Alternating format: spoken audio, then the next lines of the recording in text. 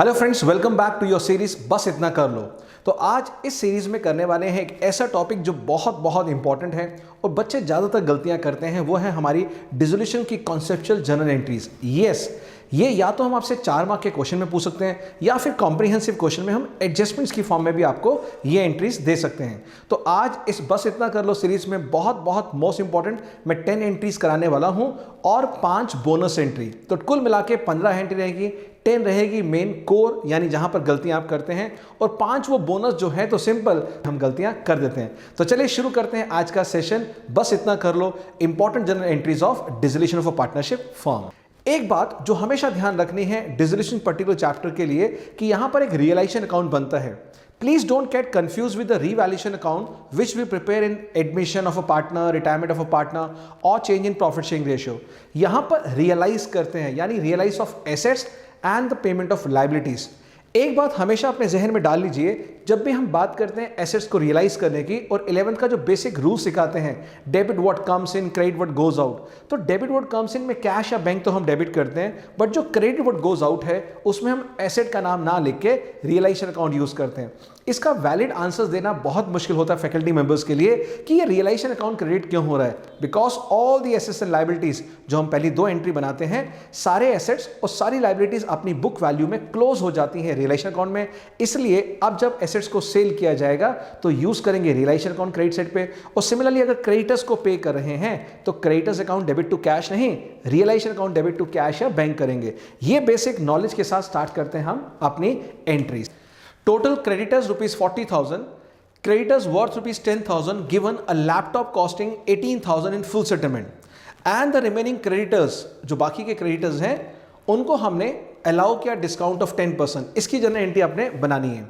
तो सबसे पहले ऐसे जो क्वेश्चंस आते हैं इसमें कॉन्सेप्ट क्लैरिटी का होना बहुत ज़रूरी है कि अगर किसी क्रेडिटर्स को आप सामने वाला एसेट दे देते हैं फुल सेटलमेंट में, इसका मतलब अब ना तो वो एसेट को आप मार्केट में बेच सकते बिकॉज अब वो पराया हो चुका है, वो क्रेडिटर्स का बन चुका है, और ना ही अब आपको क्रेडिटर्स को कैश पे करना है। तो जब भी कोई एसेट, कोई लायबिलिटी यानी क्रेडिटर्स या कोई भी ऐसी लायबिलिटी जो टेक ओवर कर ले, उसकी नो एंट्री होती है। बट हाँ, अगर हम कुछ पार्ट पेमेंट पे कर रहे हैं उस पार्ट पेमेंट की एंट्री जरूर बनेगी। तो जैसा आप यहां देख रहे हैं, क्रेडिटर्स को हमने एक लैपटॉप दे दिया फुल सेटलमेंट में, लेकिन जो बाकी क्रेडिटर्स बच गए थे उनको तो पे किया है ना, तो उसको पे करने की entry realisation account debit to bank account. Amount है 27।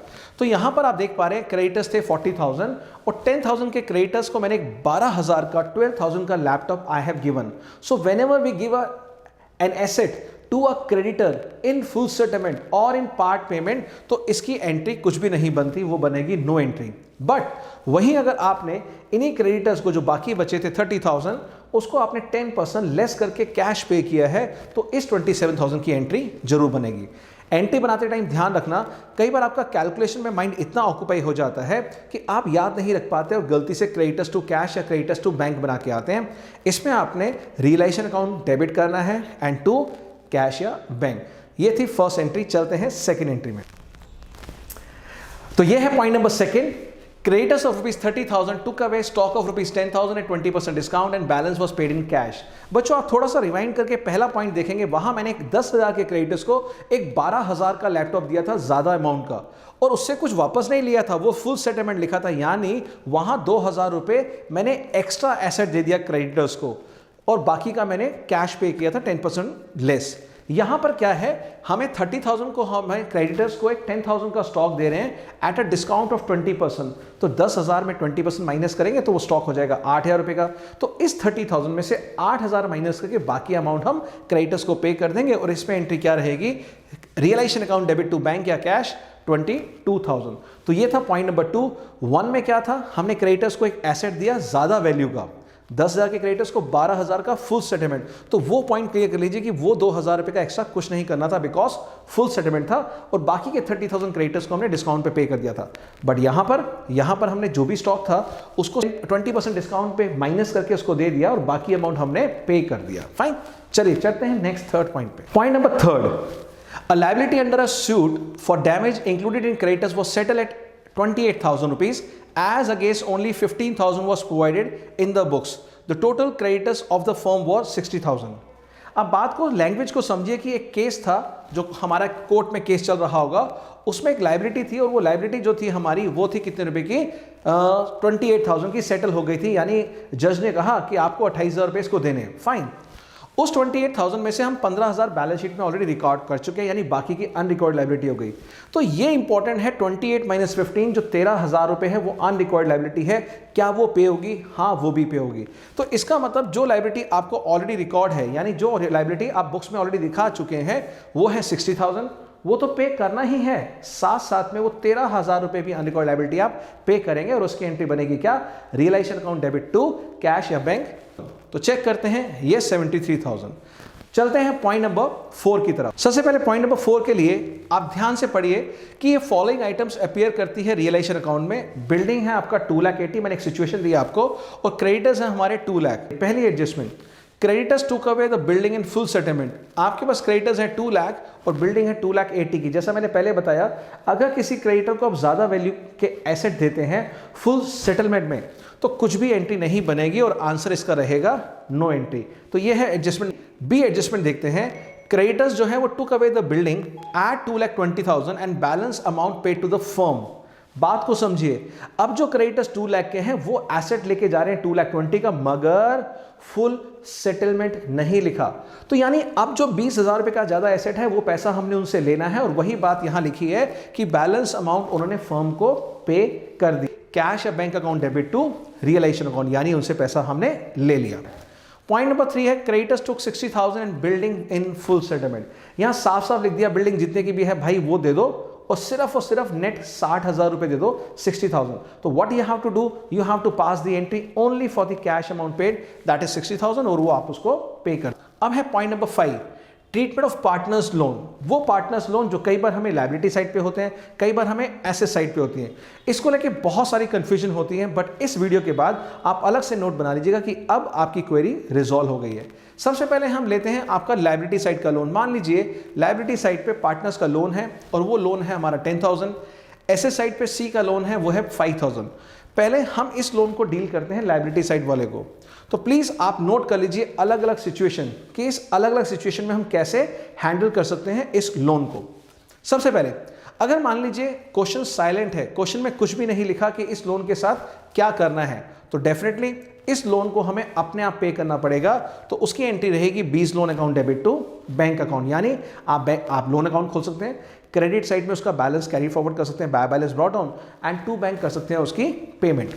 सेकेंड केस, अगर लिखा हो सेटल थ्रू स्टॉक, यानी वो पार्टनर्स लोन जो लायबिलिटी साइड पे था वो सेटल हुआ है by taking over some asset के थ्रू, यानी उसको हमने कैश नहीं दिया, हमने उसको बैंक के थ्रू नहीं पे किया, but he agree to take over some asset. इस केस में क्या होगा, 20 लोन टू रियलाइजेशन। इस केस में ये 20 लोन रियलाइजेशन अकाउंट में जाएगा और रियलाइजेशन का प्रॉफिट या लॉस बाद में निकलेगा जब ये एंट्री ऑलरेडी पोस्ट हो जाए।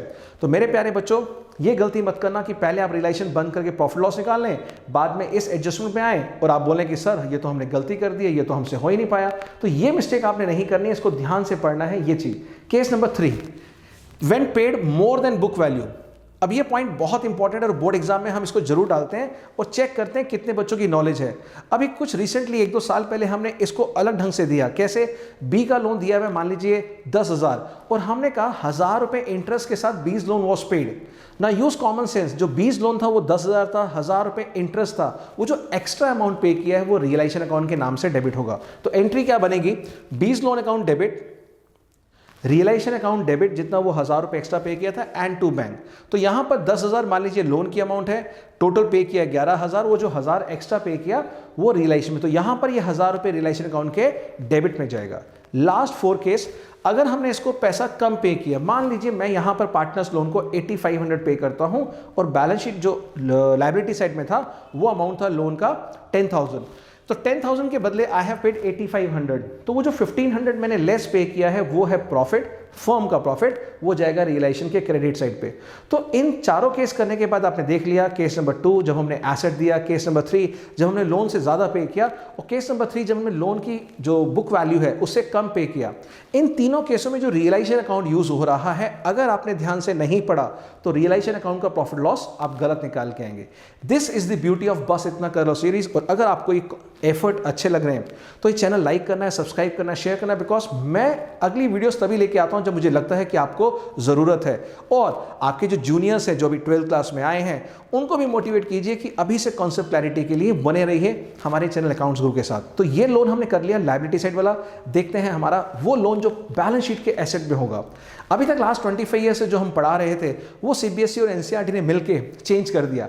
अब उनका मानना कुछ और है कि अगर कोई लोन बैलेंस शीट के एसेट साइड पे हो तो उसको कैसे डील करना है। अब आज के बाद जब भी अगर ऐसा आता है, और इस साल के सैंपल पेपर में भी है ये वाला मल्टीपल चॉइस क्वेश्चन में, कि अगर जो एसेट साइड पे लोन है इसका मतलब फर्म ने पार्टनर को लोन दिया हुआ है, अब वो रिकवर करना है, तो अब आपने उससे रिकवर करना है, यानी बैंक या cash debit to partners loan account. अगर आप पार्टनर्स कैपिटल के डेबिट पे डाल के आते हैं तो वो सीबीएसई ने इस साल मना कर दिया है। तो ये फर्स्ट प्रेफरेंस है। इसके बाद आप जो भी करेंगे वो सिचुएशन के हिसाब से चेक की जाएगी कि क्या होता है मार्किंग स्कीम के अंदर solution. But as per CBSE marking scheme, as per CBSE sample paper and as per NCERT book, this is the treatment of partners loan.